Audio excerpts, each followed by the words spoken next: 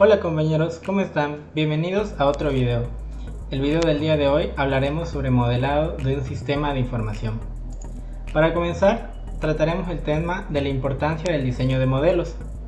Para poder elaborar el diseño de un sistema es muy importante tener en claro desde un inicio el punto de partida para el trabajo y a dónde se quiere llegar.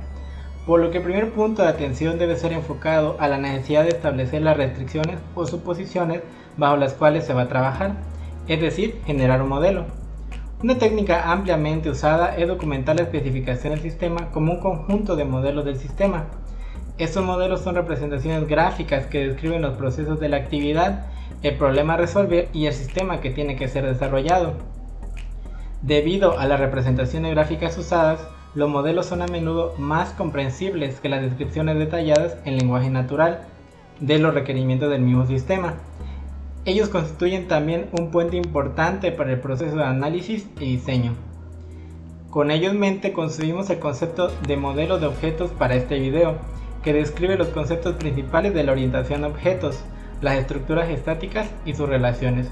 En este video se presentan distintos conceptos que forman parte de la notación para modelo elegida, UML en este caso, entre ellos las principales estructuras estáticas que son los objetos y clases, los cuales están compuestos de atributos y operaciones, mientras que las principales relaciones entre objetos y clases corresponden a las ligas y asociaciones respectivamente.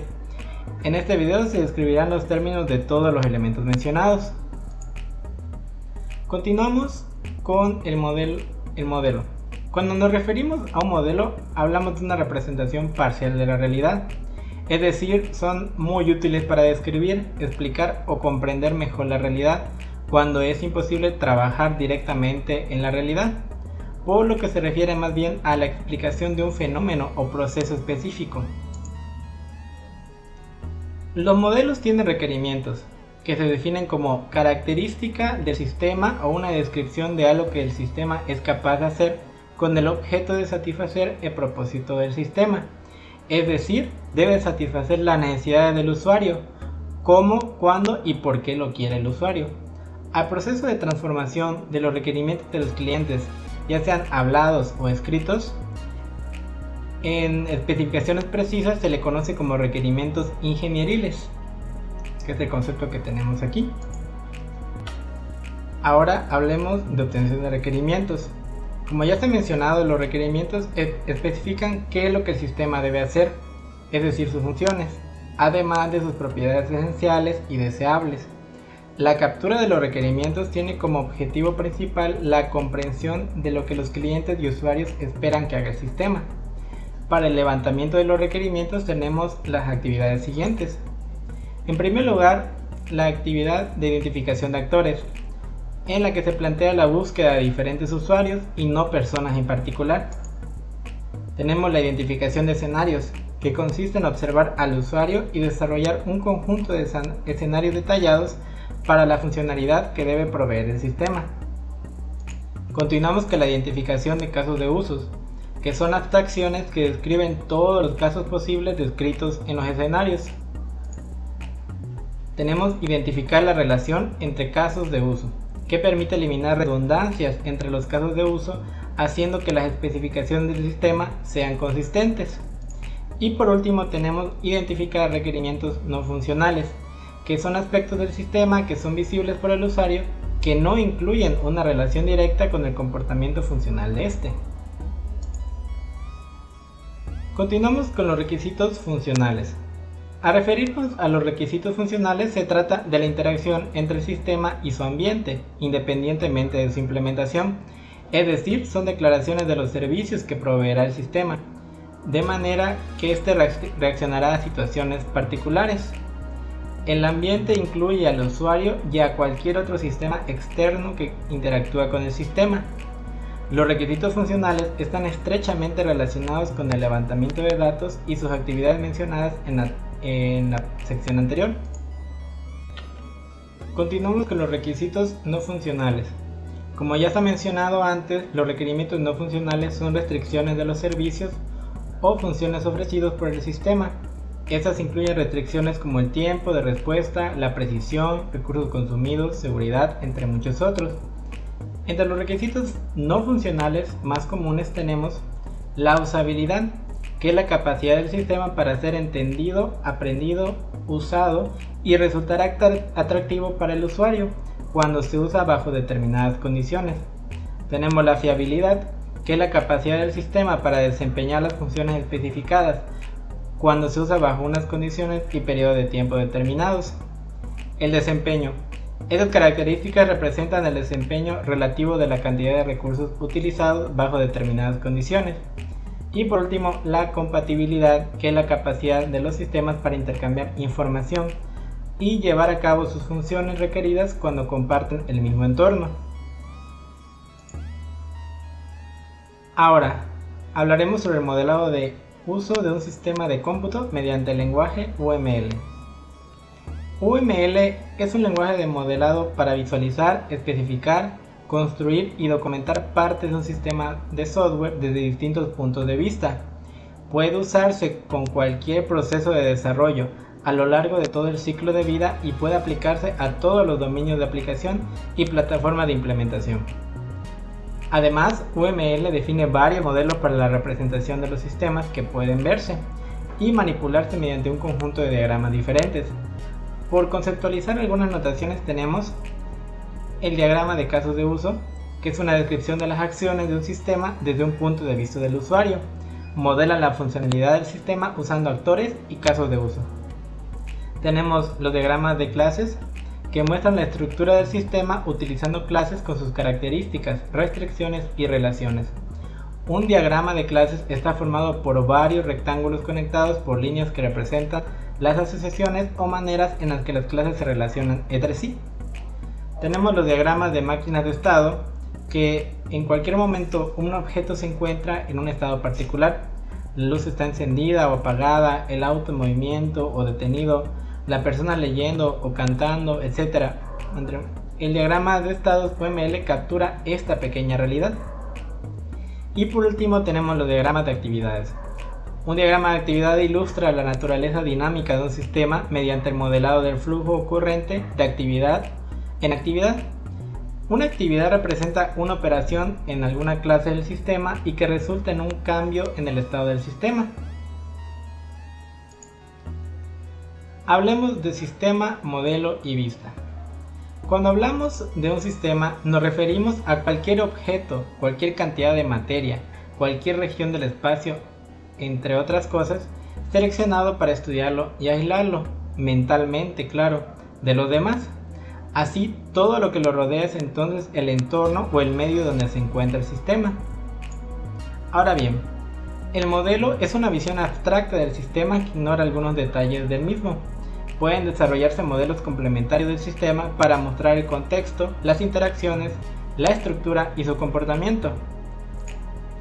Entonces, para proporcionar una base que facilite comprender la estructura y la organización, es decir, el modelo en sí, se utiliza un elemento llamado vista lógica, que ilustra las relaciones de guiones de uso de claves, subsistemas, paquetes y clases que abarcan el comportamiento significativo del sistema en sí.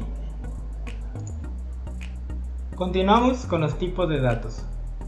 Un tipo de dato es la propiedad de un valor que determina los valores que puede tomar, qué operaciones se le pueden aplicar y cómo es representado internamente por la computadora.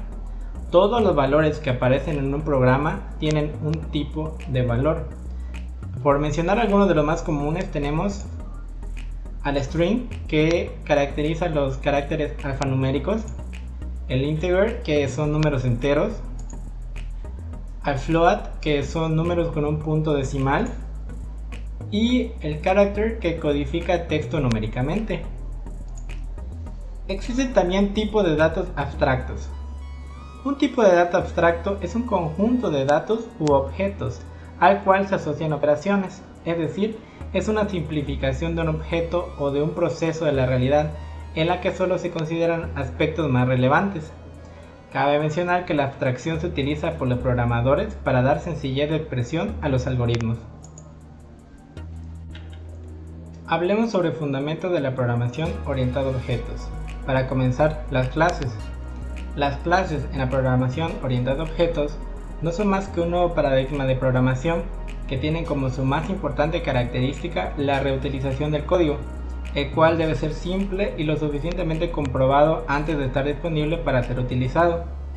Entre algunos de sus fundamentos principales tenemos al objeto, que se trata de un elemento abstracto que permite separar los diferentes componentes de un programa, simplificando así su elaboración, depuración y posteriores mejoras. Los objetos integran tanto los procedimientos como las variables y datos referentes al objeto. Los eventos son aquellas acciones mediante las cuales el objeto reconoce que se está interactuando con él. De esta forma el objeto se activa y responde al evento según lo programado en su código. Y para finalizar, el mensaje, que es cuando un objeto quiere comunicarse con otro, lo que hace es enviarle un mensaje con los datos que desea transmitir.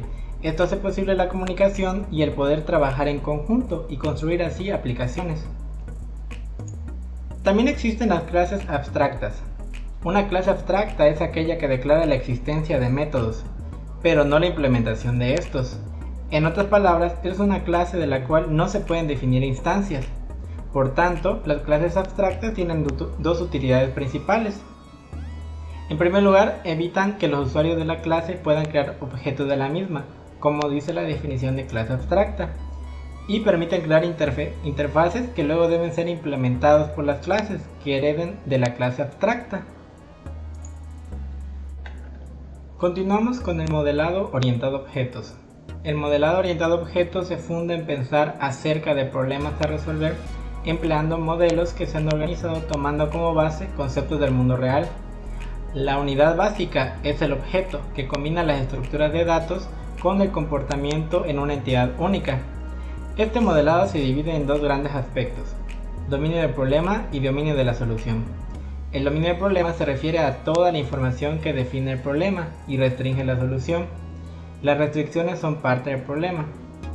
Incluye las metas que el propietario del problema desea lograr, el contexto dentro del cual existe el problema y todas las reglas que definen las funciones esenciales u otros aspectos de cualquier producto de solución. Sobre el dominio de la solución. La solución define el entorno abstracto donde se desarrolla la solución. El dominio de la solución o espacio de la solución cubre todos los aspectos del producto de la misma. Ahora bien, el análisis orientado a objetos pertenece o se involucra dentro del dominio del problema, que se define como el proceso que modela el dominio del problema, identificando y especificando un conjunto de objetos semánticos que interaccionan y se comportan de acuerdo con los requisitos del sistema. Y por el otro lado, el dominio de la solución engloba al diseño orientado a objetos, que se expresa como el proceso que modela el dominio de la solución, lo que incluye a las clases semánticas con posibles añadidos y las clases de interfaz, aplicación y utilidad identificadas durante el diseño. Continuamos con el diagrama de caso de uso.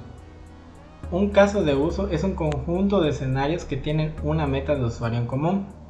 Los elementos de casos de uso más comunes son el escenario, que es una secuencia de acciones e interacciones entre los usuarios y el sistema. Los actores. Un actor representa el rol jugado por una persona o cosa que actúa en el sistema. Las especificaciones describen el rol desempeñado por los actores en su interacción con el sistema. Y la comunicación actor-sistema permite iniciar el caso de uso. Solicita información del sistema para modificar la información del mismo. También permite informar al sistema que ha ocurrido algo en su entorno. Los casos de uso se representan mediante elipses con el nombre de caso. Los actores pueden representarse con un monigote o mediante rectángulos que indiquen que son actores, y tanto los actores como los casos de uso representan no las instancias particulares, sino los conjuntos de todos los actores de un tipo y de todos los escenarios. Y el ejemplo que podemos ver en el diagrama aquí presente. Como conclusión, es importante mencionar que el éxito de todo desarrollo siempre depende en gran medida de las fases de análisis y diseño.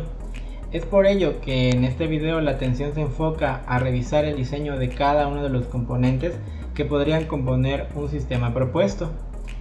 En este video se marcó la pauta para la siguiente fase del desarrollo, que es la generación de un código acorde a las descripciones de los esquemas de un modelo. Así como lo indica la ingeniería de software, dentro de un diseño siempre se deben incluir los requerimientos del sistema para no perder de vista el objeto principal de desarrollo, y que pueden ser desglosados en los requerimientos de tipo funcional y los no funcionales, así como las posibles inconsistencias. Los diagramas conceptualizados en este video describen las partes más importantes del sistema que se requieren realizar de acuerdo a las especificaciones de UML. Todas las fuentes utilizadas para este video las pueden encontrar en la descripción del video. Hasta luego.